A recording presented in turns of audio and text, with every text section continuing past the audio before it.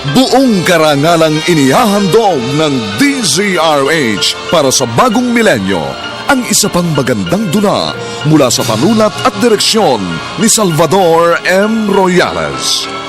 May pangako ang bukas. Huwag ka nang magtapang-tapangan! Alam ko takot ka rin mamatay dahil hindi mo kayang iwan ang mga makamundo mong bisyo! Para malaman mo, palaban na ako!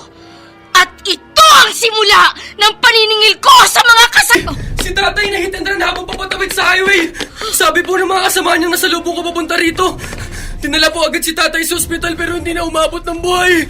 Oh, Diyos ko! Totoo ba ang sinasabi mo, Francis? Kuya, sa ospital nila si tatay!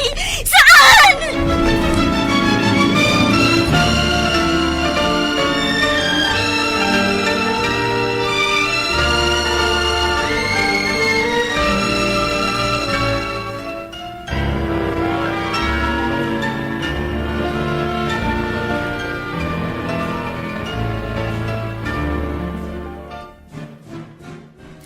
Bakit ganoon?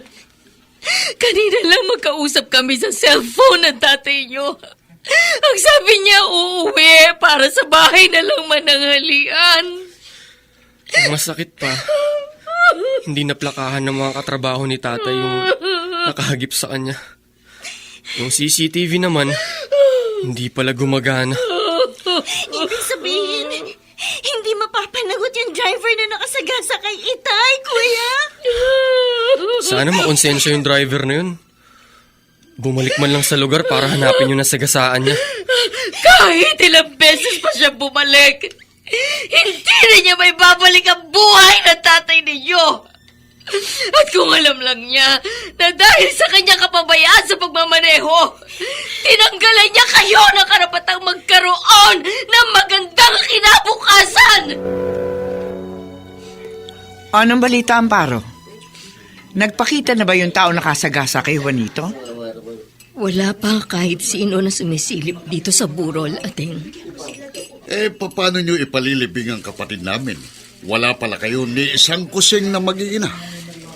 Sa isang linggo pa naman itinakda ang pagpapalibing kay Juanito, Dikong. Baka madagdagan pa ang abuloy bago dumating ang araw na yon. Paano kung hindi madagdagan ang manggagaling sa abuloy? Ayun. O ano, iuurong nyo na naman ang araw ng libing? Bahala na, ating. Kung ano magiging sitwasyon.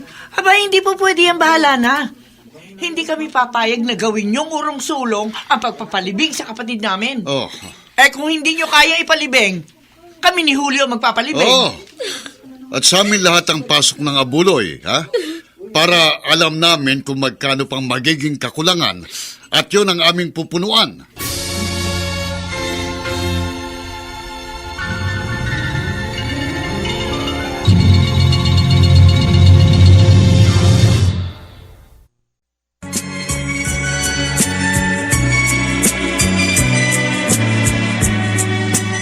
At ngayon, balikan natin ang tampok na kasaysayan sa ating dulang. May pangako ang bukas.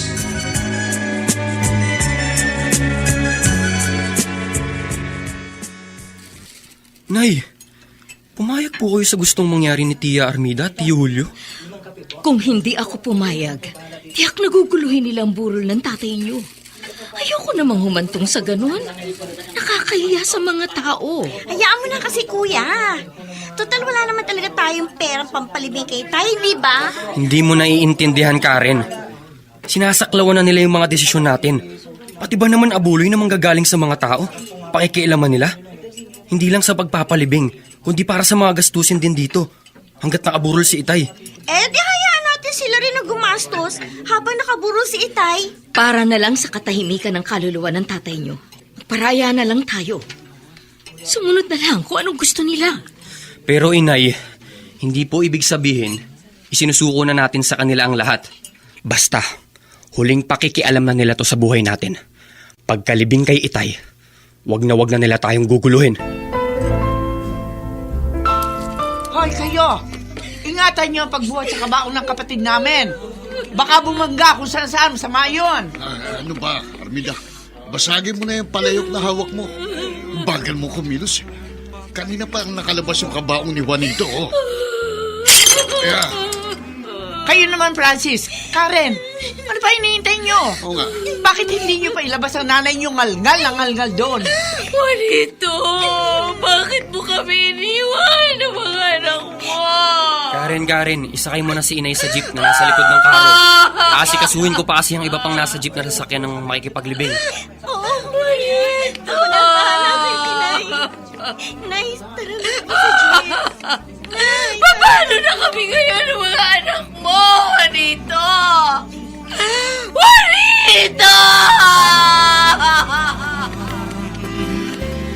Karen, gabing-gabi na. Ba't hindi ka pa natutulog? iniisip ko kasi, paano ng buhay natin ngayon wala na si Itay? Ano ka ba? Kahit wala na ang itay, tuloy pa rin ang buhay. Ngayon nga tayo dapat mag-aral ng mabuti. Saan man siya naroroon, matutuwa yun sa pagsisikap natin. Huwag na tayo maglokohan, kuya. Aminin mo sa sarili mo na marami nang mababago sa buhay natin. Ngayon tayo-tayo na lang ang magkakasama. Ano bang pinoproblema mo? Yung pagkakapasa mo ba sa entrance exam sa isang top university? Gustong-gusto ko doon mag-aral, kuya. Pero mangyayari pa ba yun? Samantalang kasama na rin nalibing ni Itay ang pangako niyang susuportahan ang kurso kukunin ko. Karen, alam kong pinapangarap mong makapasok sa university na yun. Pero marami namang public colleges na nag-o-offer ng communication course na gusto mo. Tulad ng ginawa ko. Kayang-kaya mo rin ipasa ang exam na yun. Basta, kuya. Doon ko pa rin gustong mag-college. Kaya nga nagsikap ako may pasa yung entrance test dahil yun ang pangarap ko. At lahat ng paraan gagawin ko para lang matupad ang mga yon.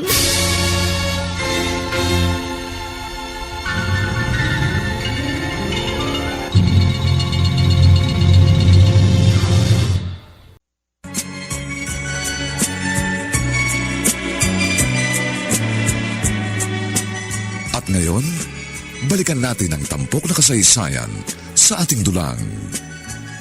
May pangako ang bukas.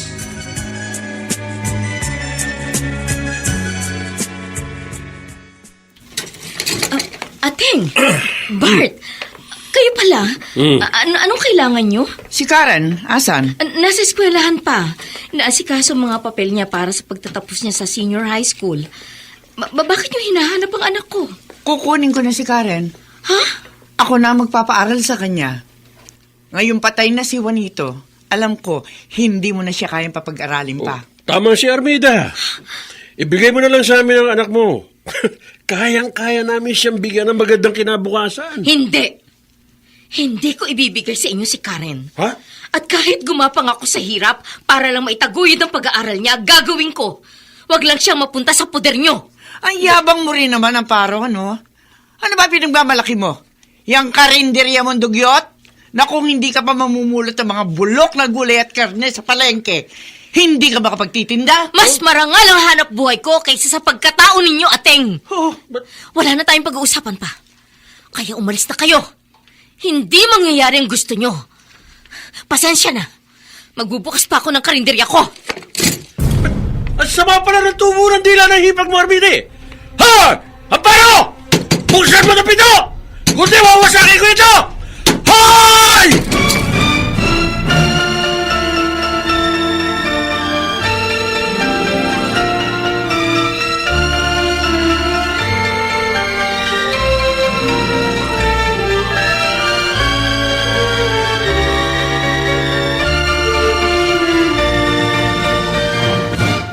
Hindi po ako papayag na kunin ni Tia Armida sa atin si Karen. Kilala ko siya, inay. Bukod sa pagiging mapanakit, siguradong may iba siyang motibo kung bakit gusto niyang kunin ng kapatid ko. Kung babalik ulit dito ang mga yon para ipilit ang kanilang gusto, nakahanda kong harapin sila. Wala silang karapatan para basta na lang kunin dito si Karen. Nay, Narinig ko po yung pinag-uusapan ninyo ni Kuya tungkol sa gustong pagkuha sa akin ni Tia Armida. Kung ganun, alam mo nang... Sasama po ako kay Tia Armida, Inay. Karen, baka hindi mo alam ang sinasabi mo. Anak, nangako ako sa harap ng puntod ng ama nyo na hindi tayo maghihiwa-hiwalay kahit ano pa mangyari. Na magsasama-sama tayo sa hirap at ginawa. At itataguyod ko pag-aaral nyo sa abot ng aking makakaya. Nay, kailangan natin maging praktikal. Oo nga, matutustusan ninyo ang mga pangangailangan namin ni Kuya sa pag-aaral. Pero hanggang kailan yun? Nay, gusto ko po makapagkolehiyo. Gusto kong panghawakan ng mga pangako ni Tia Armida. Buo na po ang desisyon kong tumira sa poder nila. Karen, hindi ako mapapanatag kapag nawala ka sa piling namin ng kuya mo. Ikamamatay ko yun, anak. Ikamamatay ko.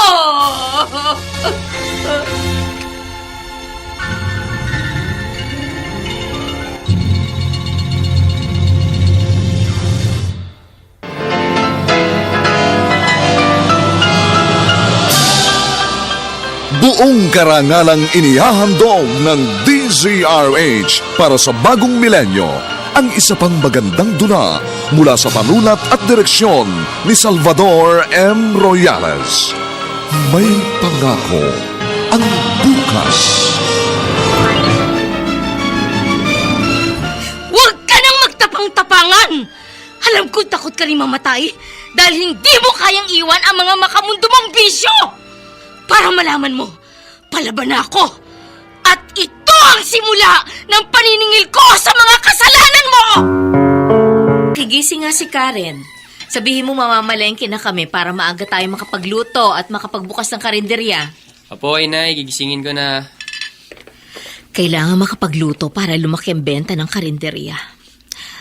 Francis! Karen! Abay, tatanghaliin na tayo ang magbukas ng tindahan sa sobrang kupad niyo kumilos. Nay, wala po si Karen sa kwarto niya. Ah? Tignan ko po Ano? yung drawer, wala rin yung mga damit niya dun. Uy, saan nagpunta ang kapatid mo? At saka bakit dala pati mga damit niya? Baka tinotoo yung sinabing gusto niyang tumira kay Tiang Armida.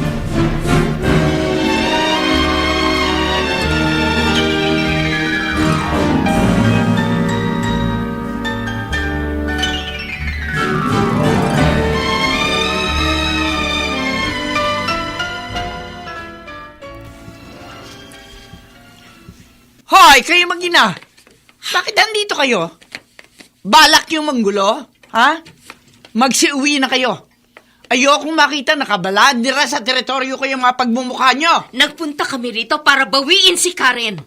Alam ko nandiyan siya sa loob ng bahay mo, kaya ilabas mo ang anak ko! Tiang, hindi po kasi namin alam ang ginawang pag-alis ni Karen. Kaya gusto namin siyang makausap. Ang tanong, gusto rin kaya kayo makausap ni Karen? Mabuti pa, Armida, para matigil ang kakulitan ni Amparo. Palabasin mo na si Karen para marinig niya ang mga sasabihin ng anak niya. Tingnan lang natin kung babalik pa siya dito pagkatapos. Karen! Hoy! Lumabas ka nga rito! Harapin mo tong nanay at kapatid mo! Sabihin mo sa kanila na ikaw ang kusang nagpunta rito at dito ka natitira. Ipakadiin mo rin sa mga tok-tok nila na hindi ka na uuwi sa inyo! Nay, totoo pong lahat ang mga sinabi ni Chang. Karen! Hindi na ako babalik sa atin. Sumang-suma na ako sa hirap. Ayoko na magtinda sa karinderya. Marami akong pangarap, may ambisyon ako, at hindi ko matutupad ang mga yon kung tayo-tayo pa rin ang magkakasama.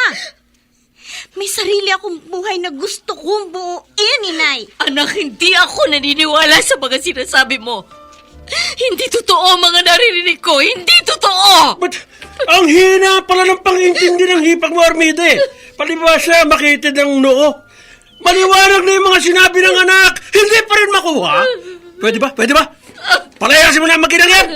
Baka kung ano pang magawa ko sa mga yan.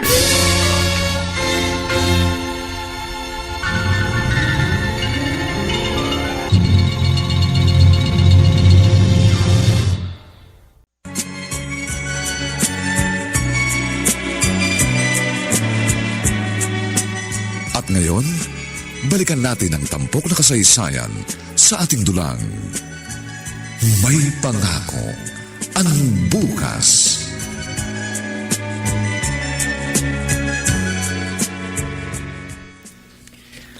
Inay, hayaan po muna nating makapag-isip si Karen sa ginawa niya. Ang iniisip ko po kasi, baka masyado lang siyang naapektuhan ng pagkamatay ni Itay. Kaya siguro, pabigla-bigla ang mga desisyon niya. Sana ganun lang kadali na baliwalain ko siya sa isip ko. Ito nga ilang oras pa siyang nalalayo. Hirap na ang kalooban ko. Siya rin po yung makakatuklas sa mga mararanasan niya sa poder ni Chang Armida. Matitimbang niya yung mga bagay-bagay habang naroroon siya. Sana lang hindi mapahamak ang kapatid mo roon.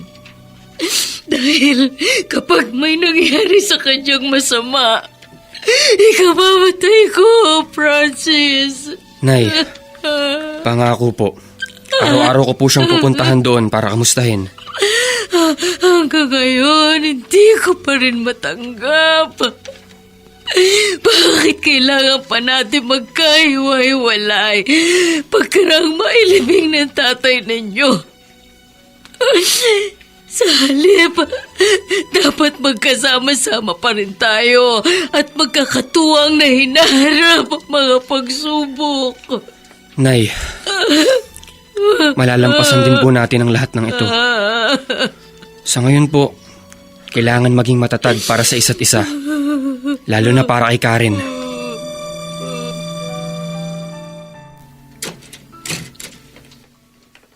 Kaya ako nagpunta rito, Amparo, para sabihin sa iyo na kailangan mong magbigay ng 1,000 piso tuwing akinset katapusan sa akin, ha? Anong 1,000 piso tuwing akinsi at katapusan, Dikong? Aba, hindi ba't nakatira kayo rito sa bahay at lote ito ni Ama? Natural lang na kahit magkano, magbigay kayo kapalit ng pagtira nyo rito. Total, natitirhan nyo na ito. Napapakinabangan pa ninyo sa paghahanap buhay. May karinderya kayo.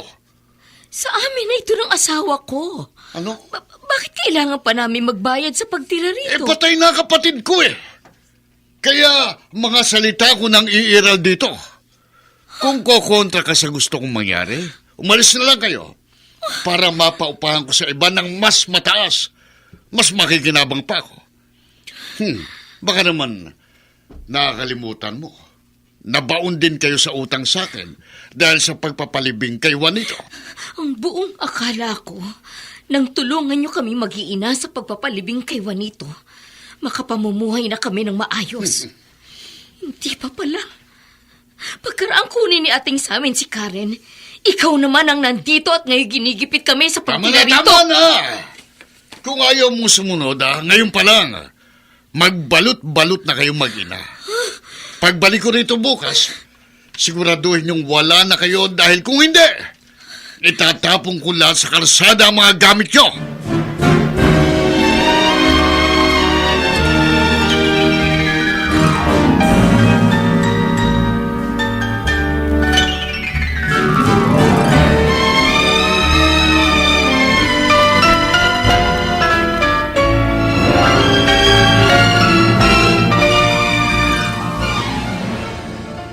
Chang, heto na po yung pinagawa ninyo sa aking carrot juice. Fresh na fresh po yung carrot na nabili ko sa palengke. Kaya manamis na miss po yan. Sige, salamat. Chang, ipapaalala ko lang po sa Lunes na po kasi yung schedule ng pagbabayad po ng reservation fee sa Top University. Nakapasa po ako sa entrance exam. Kaya, kailangan ko na po yung 5,000 na pambayad. Tingnan mo nga naman, ha? Ang bilis ng araw. Parang kailan mo lang sinabi sa akin yan. Pero huwag ka mag-alala. Nangako sa amin yung kaibigan ng Chubart mo na ibibigay bukas yung pera. Ay, talaga po, Chang. Naku, maraming salamat po talaga. Pero, Ano po, pagkatapos po ng reservation fee, yun pong down payment naman ng tuition fee. Medyo malaki-laking halaga po yun. Ay, walang problema. Walang problema. Basta susunod ka lang sa lahat ang sasabihin namin ng Chubart mo. Ibibigay namin lahat ang gusto mo.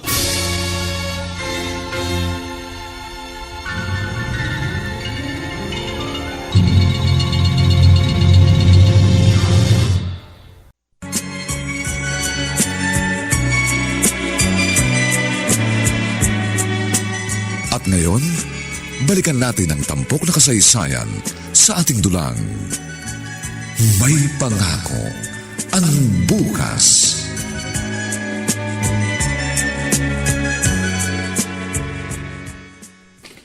Oh, ayan. Damit na pan-sexy. Iba't ibang kulay ng panty.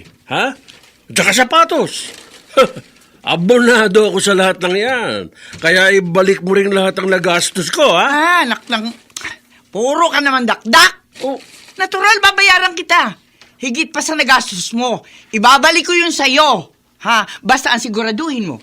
Hindi tayo oonsihin ng taong kausap mo. Ba, kaliwa ng usapan namin, Nonoy. Ibibigay niya sa atin ang paunang bayad. Ibibigay naman natin sa kanya si Karen. Oh, good. Gusto ko yung sinabi mo. Hindi ko na pala kailangan mag-worry. Si Karen ang ikondisyon mo. Baka pumalagyan. Matakasan pa tayo. Bulilyaso nga abutin natin. Huwag kang mag-alala. Kuhang-kuha ko ang loob niya. Kaya sasama sa akin ang babaeng yon kahit saan ko dalhin. Diyan ako bilib sa'yo, Armide. Ang galing mong magpasakay ng tao! Ang tabo-tabo ng utak mo!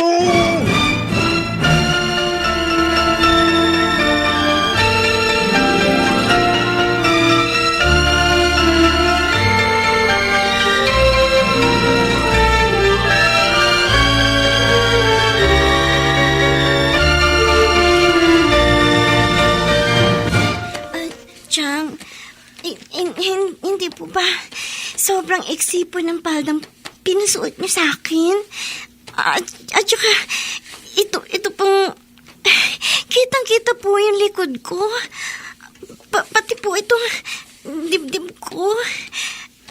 Yung panty rin po na may ruffles, hindi po ako komportable. Kailangan po ba talagang ganito ang isuot ko sa pakikipagkita natin sa kaibigan ninyo ni Chubart? Pinagmamalaki nga kasi kita sa kanya. Ang sabi ko, abay, itong batang ito hindi lang matalino, kundi maganda at sexy pa. Dahil nga doon sa mga sinabi ko, natuwa siya at nangakong ihahanap kanya ng sponsor sa scholarship. Hindi ba yun ang gusto mo? Opo, Chang. Yun po talaga ang wish ko. Ang makakuha ng sponsor sa pag-aaral ko. Kaya nga, halika. Pati makeup mo, dadagdagan natin para mas lumutang pa ang ganda mo. Pati, kilay. Medyo kapal natin ang guhit. Ano ba? Kanina pa kayo sarpa sa lamin eh. Kanina pa tawag yung taong kausap ko. Ano ba? Sa sobrang tagal nyo, baka pera na maging bato pa. Huwag ka nga negative. Sige na, lalabas na kami. Tumawag ka na ng taxi. Kanina pa naghihintay yung taxi sa labas. Tinubukan na nga ng balbas yung driver. Saka hihintay sa inyo.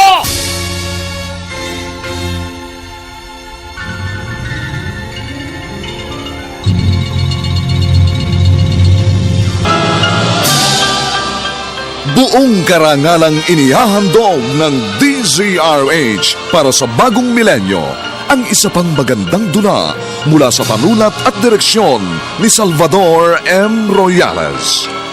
May pangako ang bukas. Huwag ka nang magtapang-tapangan! Alam ko takot ka rin mamatay dahil hindi mo kayang iwan ang mga makamundo mong bisyo! Para malaman mo, palaban na ako. At ito ang simula ng paniningil ko sa mga kasalanan mo! May pangako ang bukas. Kasaysayan ng mga kaluluwang lupaypay na ang pusong hapong-hapo sa tindi ng malabis na pagdurusa. Subalit sa kabila ng lahat, huwag kalilimutang paglipas ng isang dapit hapon ay sisikat ang araw na magsisilbing tanglaw sa sinumang tinakasan na ng kawalang pag-asa. Dahil sa likod ng mga hinagpis ay may naghihintay na ligaya. Sa bawat kabiguan ay may makakamit na tagumpay, laki pang pangarap na sa bawat himaymay ng laman ay muling mabuhay ang dugong nananalaytay sa mga ugat at unti-unting mauusal ang mainspirasyong mga katagang. May pangako ang bukas. May pangako ang bukas. Isa na namang natatanging dulang pangradyo na inyong aabangan at kalulugdan, mag-iiwan ng mga magagandang halimbawa at aral. May pangako ang bukas.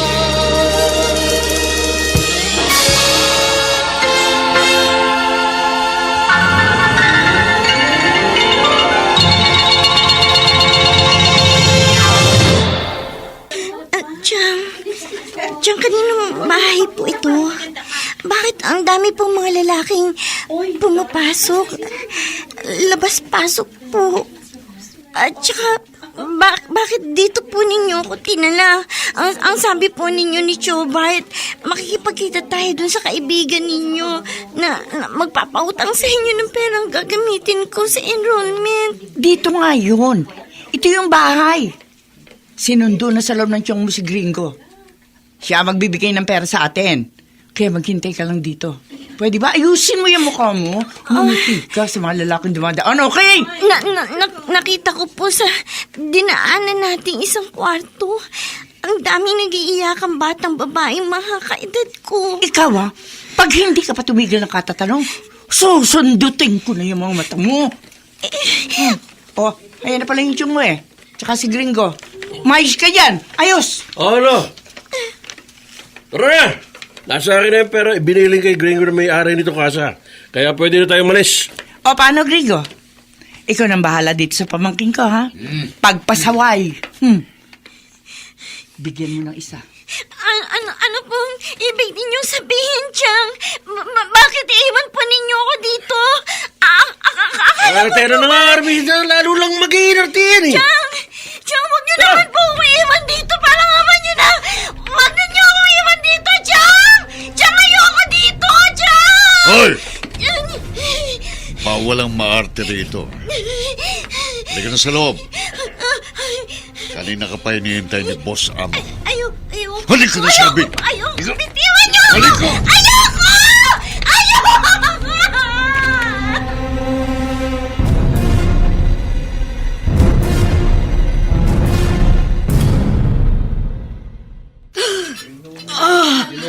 Masakit ang dibdib ko. Nay, bakit po? Ano ba nangyari sa inyo? Biglang nanikip ang dibdib ko, anak. Naalala ko si Karen. Biglang pumasok siya sa isip ko. Ay, Nay, ang mabuti pa, magsara po tayo ng maaga ng karinderya. Para maaga rin po kayo makapagpahinga. Ang gusto ko makita ang kapatid mo, Francis. Gusto ko siyang makausap at mayakap. Sige po, Nay, mamayang pagkalagpit natin, dadalawin natin siya kina Chang Armida. May-miss ko na rin pong makita si Bunso Iba ang pakiramdam ko, Francis.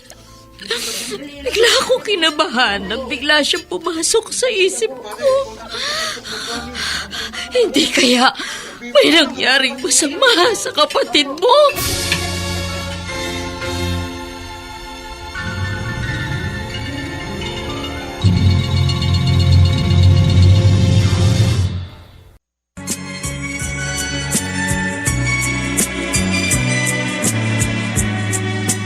At ngayon, balikan natin ang tampok na kasaysayan sa ating dulang.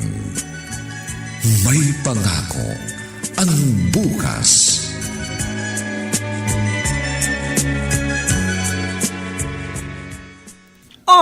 Andito na naman kayo mag-ina? Talagang kayo, gustong-gusto talaga niyo pinagtatabuyan ko kayo, ano? Nasaan si Karen, Ateng? Matagal ko na siyang hindi nakikita at nakakausap. Hindi ba nag-aaral yung anak mo? Natural na sa eskwelahan. Hindi po kasi siya sumasagot sa mga text sa tawag ko. Kaya pumunta na po kami dito ni Inay. Busy nga sa mag-aaral. Kung ako nga, hindi ko rin halos makausap dahil laging wala rito sa bahay. Madalas, sa bahay ng kaklase gumagawa ng project. Yun ang palagi niyang dinadahilan sa akin kapag sinisit ako. Saan ba siya nagpa-enroll? Mas mainam yatang sa eskwelahan na lang namin puntahan para magkita kami. Malay ko ba dyan sa anak niyo? Siya lang namang mag-isa ang nag-enroll sa sarili niya eh. Kaya hindi ko alam kung saan lupal pinag-aaral. At pwede ba magsilayas na kayo? Kahit halugugin niyo ang bahay ko. Wala rito si Karen. Wala!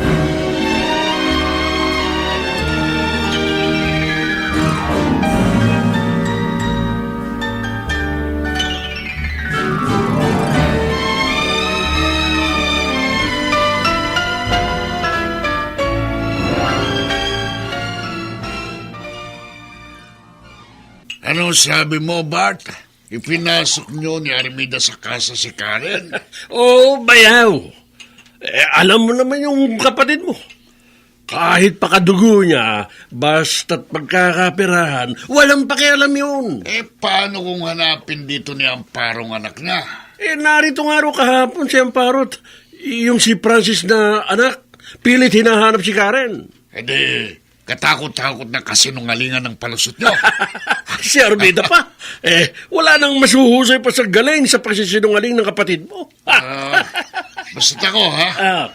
Ang ultimatum ko sa maginang yon, wag na wag sasablay sa 1,000 pisong hiningi ko sa kanila tuwing akin at katapusan. Kung ayaw nilang sa kalsada sila pulutin.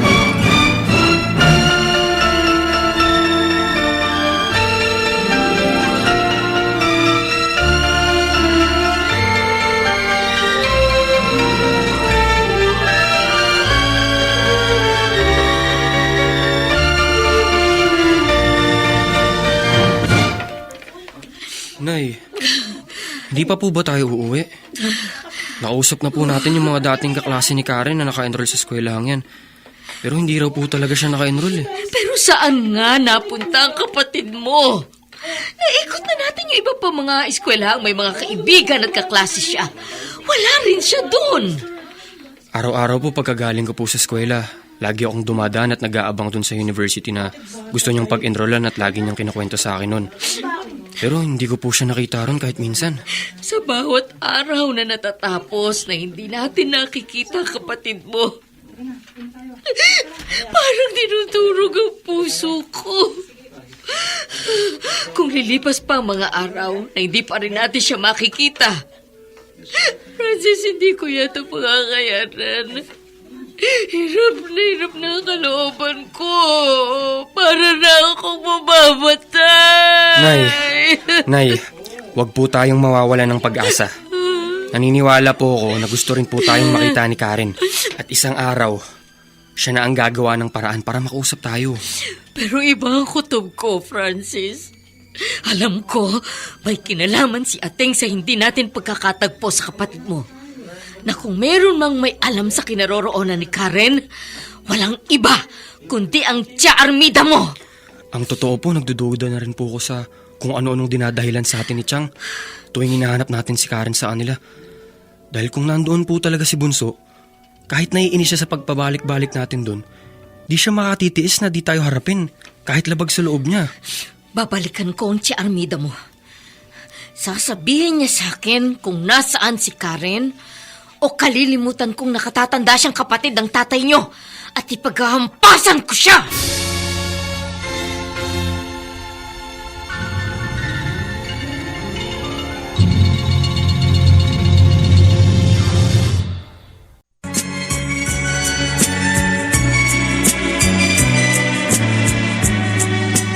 At ngayon, balikan natin ang tampok na kasaysayan sa ating dulang. May pangako ang bukas.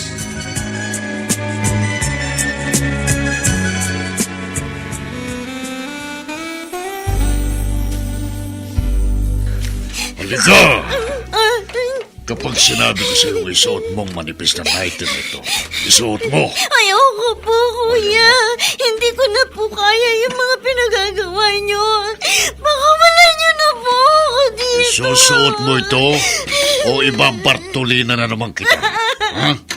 Mas pipiliin ko pa i-Bartolina kaysa sa ikulong sa malaimpiernong kwartong ito na kung sino-sino mga hayok na lalaki nakakasama ko. Ikaw masyado ka nang nagiging pasaway. Pati mga customer, iniinip mo sa paghihintay sa'yo. Maghuhubad ka ba o wawarakin ko yung suot mo? Bakit hindi mo na lang ako patayin? Para kapag patay na ako, mababawasan pa yung kasalanan mo. Dahil wala ka na ibubugaw sa mga customer ninyong hayok sa laman. Talagang ayaw mo maghubad, ha? Halika rito. Papa!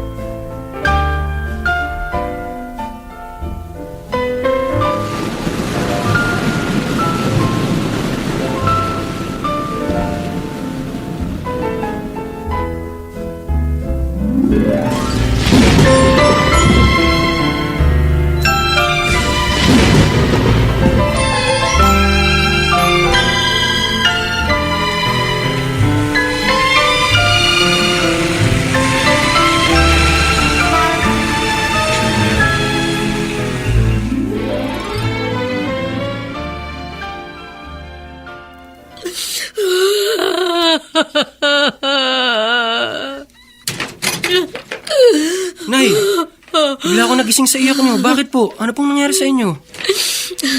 Napanaginipan ko kapatid mo. Nasa panganib siya. Humihingi ng tulong. Sabi ko na nananaginip na naman kayo. Anak. Sandali po, kukunin ko lang yung tubig na nasa lamesa.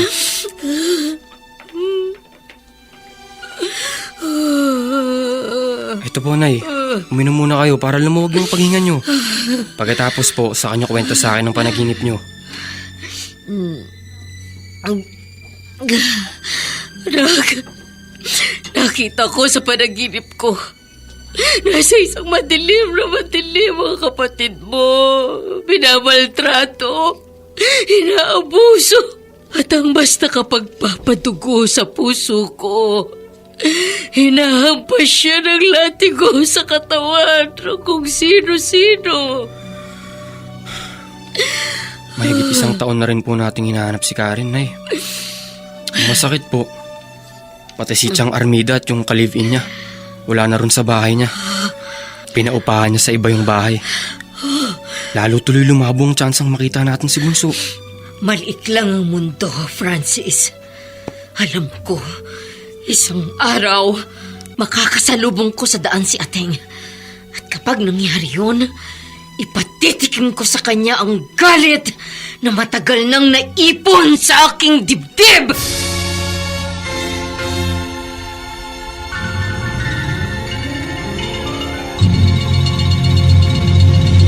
Na sa bawat himaymay ng laman ay muling mabuhay ang dugong nananalaytay sa mga ugat at unti-unting mauusal ang mainspirasyong mga katagang. May pangako ang bukas. May pangako ang bukas. Isa na namang natatanging dulang pangradyo na inyong aabangan at kalulugdan, mag-iiwan ng mga magagandang halimbawa at aral. May pangako ang bukas.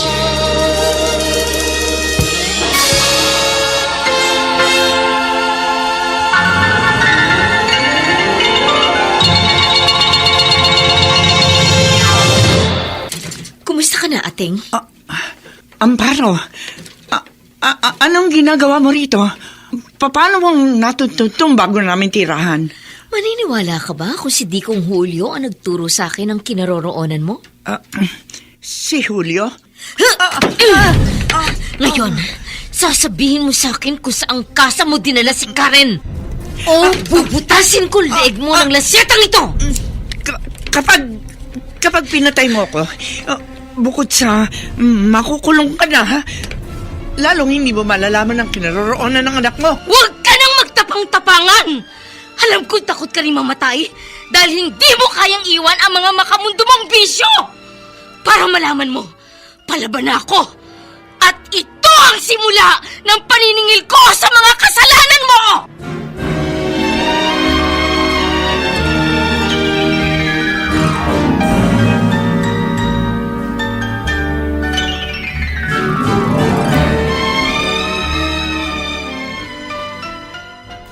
Hayop ka, bayaw! Bayaw, Bakit sinabi mo kay Amparo kung saan kami nakatira? Alam mo ba sinaktan niya si Armida? At pinagbantaan? Kaya umamin ng kapatid mo sa ginawa namin sa anak niya! but kanya-kanya lang tayo ng interes. Nangako sa akin si Amparo na ibibigay niya sa akin ang loting parte ni Juanito kapag sinabi ko sa kanya kung saan niyo dinalang anak niya. Napakasweetik mo talaga! Ano ba? Marco! Bayaw! Nga? Kasi naman sa'yo na ngayon palang sinusunog na ang kaluluwa sa impyerno dahil sa mga kabataang babae na ibinebenta mo sa kasa. Ako naman! Ay!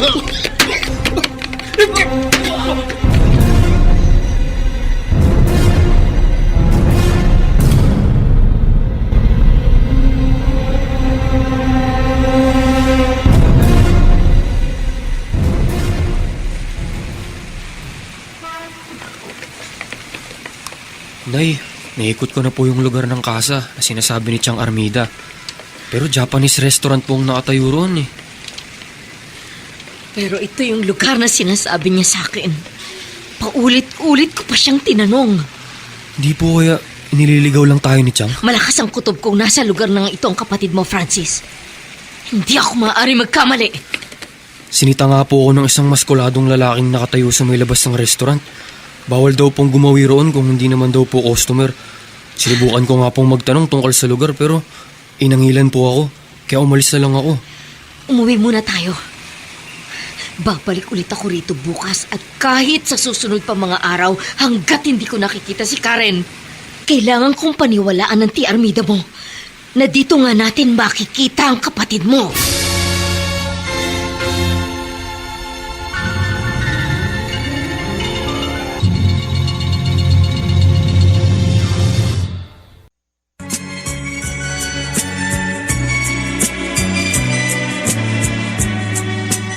At ngayon, balikan natin ang tampok na kasaysayan sa ating dulang. May pangako ang bukas.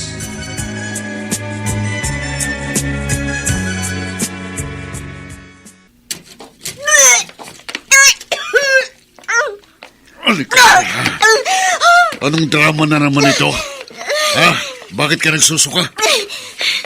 Nagsasakit-sakitan ka para hindi kita maibigay sa customer, ano? 3 buwan na akong walang menstruation. Ano ba sa palagay mong ibig sabihin nun? Araw-araw binibigyan kita ng pills na dapat mong inumin para hindi ka mabuntis. Eh kung sabihin ko sa'yo, sinadya kong hindi inumin yung pills Ano? na binibigay mo. Dahil kung mabubuntis nga ako, gaya ng nangyari ngayon, hindi mo na ako maipapasa sa mga hayok na customer dito. Pasaway ka talagang baboy. No! No!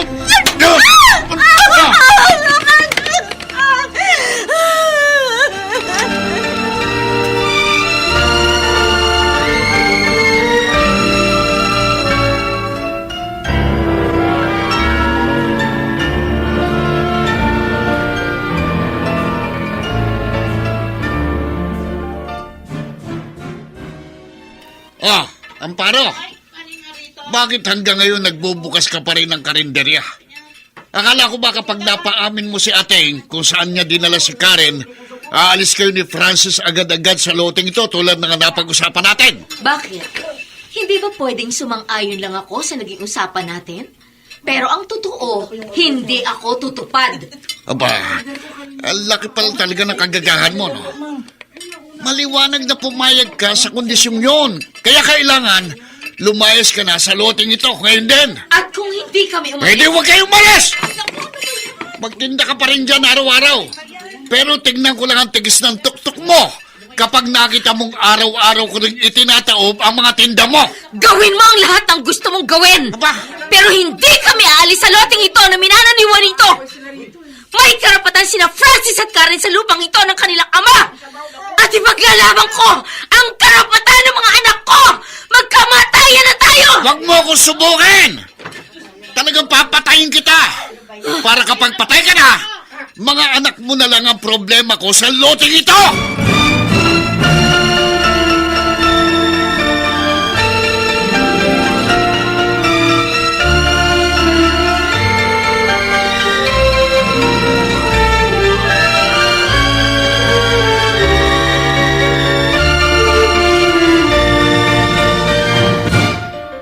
Ibang klase talaga yung pag-uugali ni Chong Julio. Dahil lang sa kapirasong lupang to, nagbabanta siya na papatayin kayo. Umiiral sa tiyong mong pagkaganid. Likas na sa kanya yon. Hindi na mawawala sa sistema niya yon. Wala silang pinagkaiba ni Chang Armida sa kasamaan. Nang ibenta si Karen sa kasa. Pareho sila ni Chong na nabubuhay nang wala ng konsensya.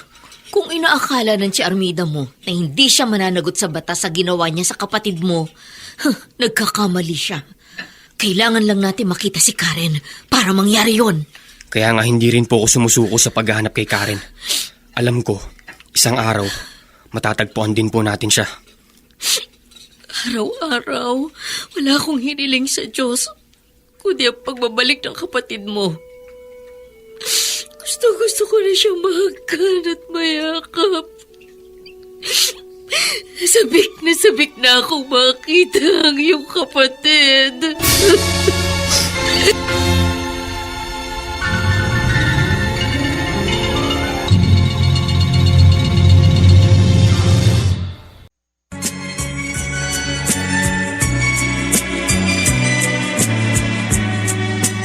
At ngayon, balikan natin ang tampok na kasaysayan sa ating dulang. May pangako ang bukas.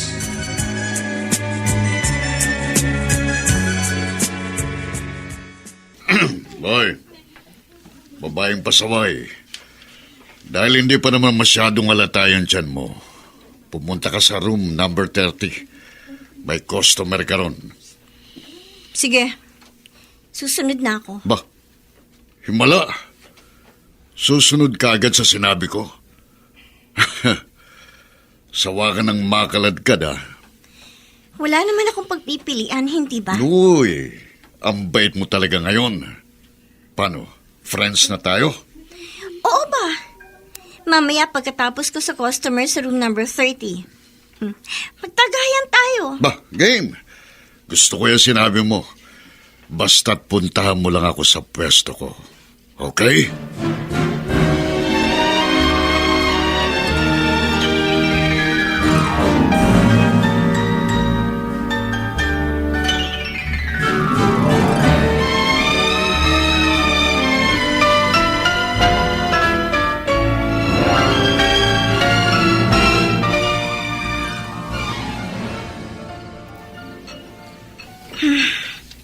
Tama ang basa kong mahina na rin sa alak si Gringo. Bagsak na agad. Pati pitaka, hindi na naibulsa. Sorry, Gringo. Pero kakailanganin ko ang pera mo sa pagtakas ko. Sabi ko na sa sobrang kalasingan, hindi niya na nailak ang pinto.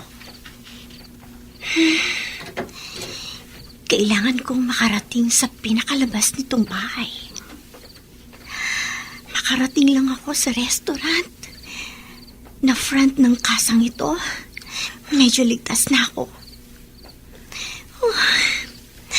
Patnubayan sana ako ng pagkakataon. Patnubayan mo po ako, Diyos ko. Maraming customers sa restaurant. Sana walang makapansin sa akin ng mga tauhan ng kasa para makalabas ako ng kasata. Sana wala. Salamat po, Diyos ko. Nasa labas na ako. Ayun, may taxi dumadating. Taxi!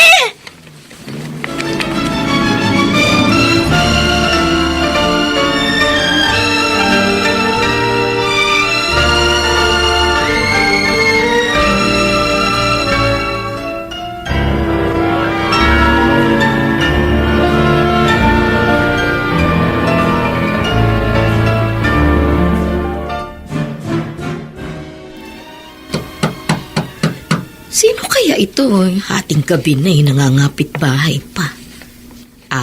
Baka kaklase ni Francis at maitatanong tungkol sa school project nila.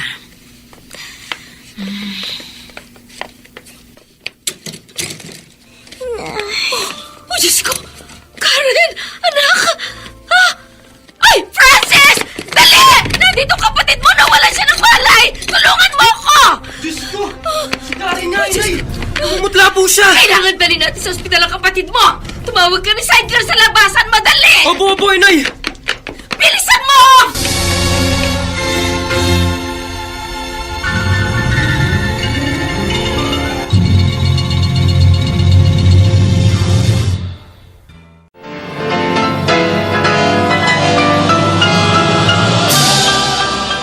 Buong karangalang inihahandog ng DZRH para sa bagong milenyo ang isa pang magandang dula mula sa panulat at direksyon ni Salvador M. Royales.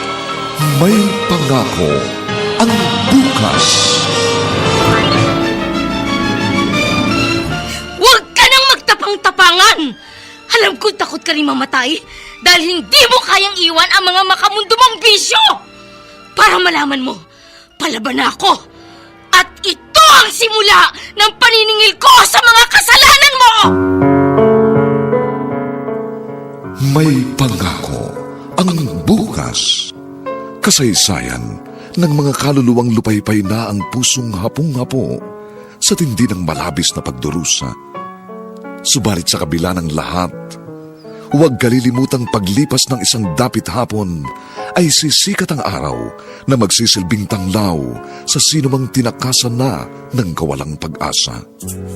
Dahil sa likod ng mga hinagpis ay may naghihintay na ligaya. Sa bawat kabiguan ay may makakamit na tagumpay, laki pang pangarap na sa bawat himaymay ng laman ay muling mabuhay ang dugong nananalaytay sa mga ugat at unti-unting mauusal ang mainspirasyong mga katagang. May pangako ang bukas. May pangako ang bukas. Isa na namang natatanging dulang pangradyo na inyong aabangan at kalulugdan, mag-iiwan ng mga magagandang halimbawa at aral. May pangako ang bukas.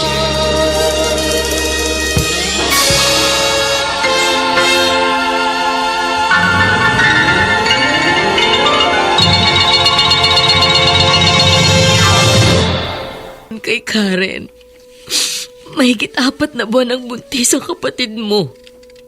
Hindi lang halata dahil pumayat siya. Baka nga po yung pagkawala niya ng malay at yung pamumutla niya. Dahil din sa kasalukuyan niyang kondisyon ngayon. Uwa ako sa kapatid mo, Francis.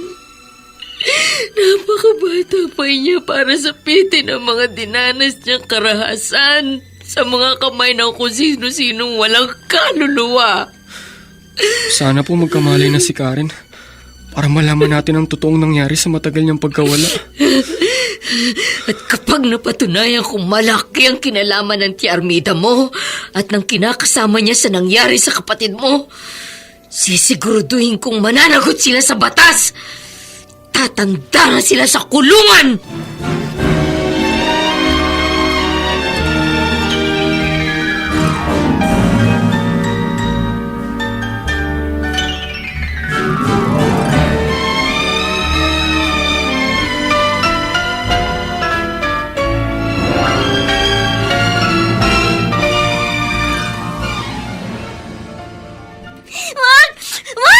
Karen! Iwan niyo ako! Karen! Tama kayo sa akin! Anak ako ito! Ang inay mo! Nandito ka na sa amin ng Kuya Francis. Oo, Karen. Ang Kuya Francis mo to, ligtas ka na. Kaya huminahon ka na. Nay, kuya. Oo, anak, kami nga ng kuya mo. Huwag ka na mag-alala. Kasama mo na kami. Minahon ka, anak. Inay! Ang tagal kong inasam na muling makabalik sa piling Anak ko. Araw-araw, kundi ang mag-isip ng paraan kung paano makatakas sa impyerno bahay na yun. Mabait ang Diyos, anak.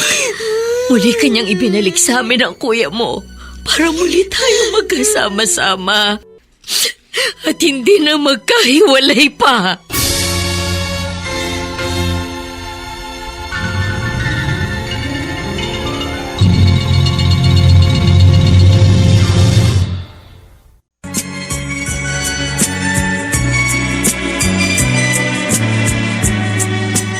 At ngayon, balikan natin ang tampok na kasaysayan sa ating dulang. May pangako ang bukas.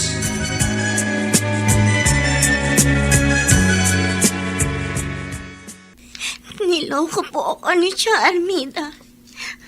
Sabi niya, isasama po niya ako sa taong uutangan nila ni Joe Bart ng pang-tuition ko sa pag-college. Pero ibinenta nila ako sa may-ari ng malaking bahay na yon. Napuntahan gabi-gabi ng kung sino-sinong lalaki. Napakawalang hiya talaga ni Armida. Nang dahil lang sa pera, kahit pakadugo, ipinahamak niya. Ang totoo, ilang beses din kami nagpabalik-balik doon ni Inay. Dahil doon ka tinuro ni Chang. Pero palagi kaming itinataboy ng isang maskuladong lalaki na nakatayo lagi sa may pasukan ng restaurant. Front lang nila yung restaurant para hindi mahalatang bagsakan yun ng mga batang babae. Dinadala nila doon. Yung lalaki, si Gringo yun. Nilasing ko siya kaya nakatakas ako ng gabing yun. Kung may natitira pang mga batang babae roon, kailangan din nilang ma-rescue sa lugar na yun. Sasabihin nating lahat sa pulisan tungkol sa bahay na yon na ginagawang kalakal ang mga batang babae. Kung sino man ang namamalaka doon, dapat nang matapos ang kanilang kasamaan.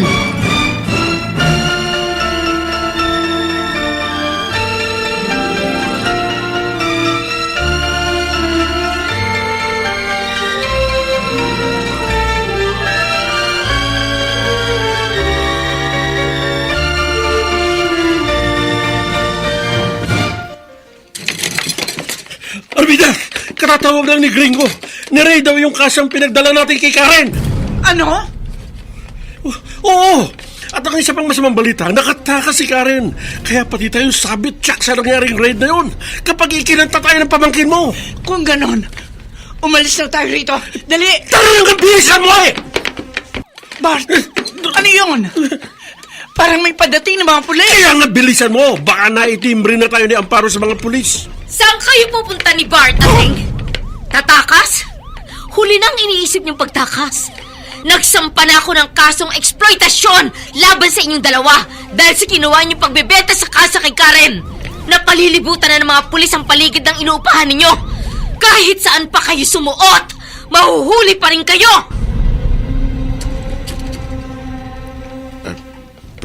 Pwede ba akong tumuloy, Amparo? Kung ang ipinunta mo rito ay ang pilit na namang pagpapaalis sa amin sa loting ito, mabibigo ka lang ulit, Dikong. Aba, hindi.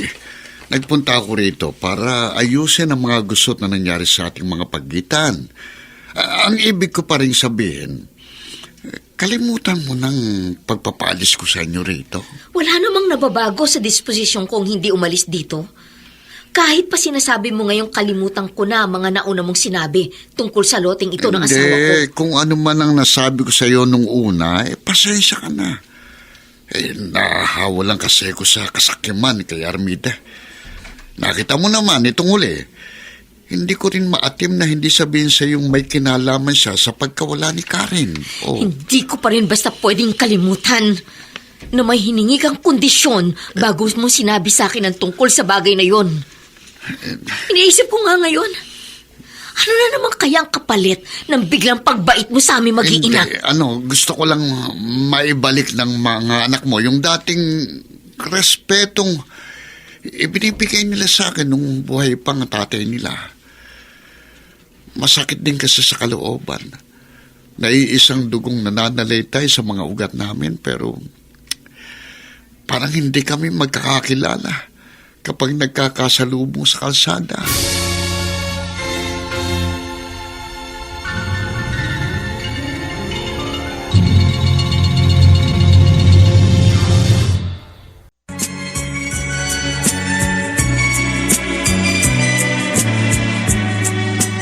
At ngayon, balikan natin ang tampok na kasaysayan sa ating dulang. May pangako ang bukas.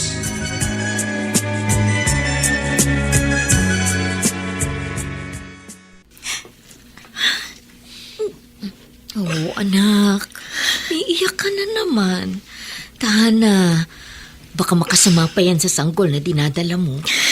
Saka sa halip na maisisilang mo siya ng malusog eh. Sige ka. Naiinis po kasi ako sa sarili ko, Nay.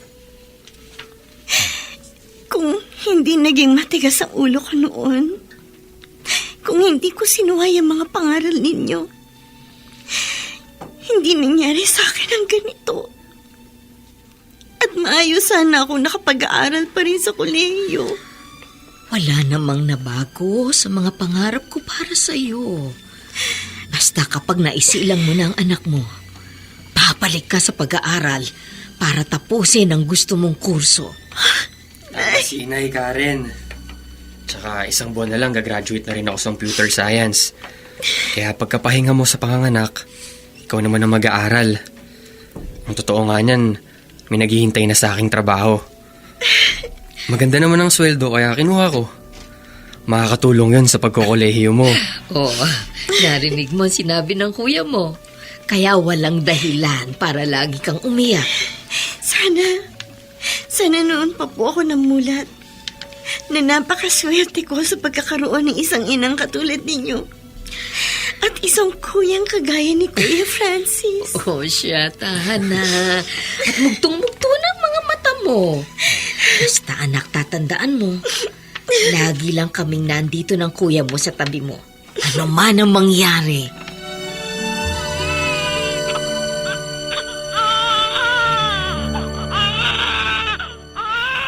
Babae! Babae ang anak mo, Karen.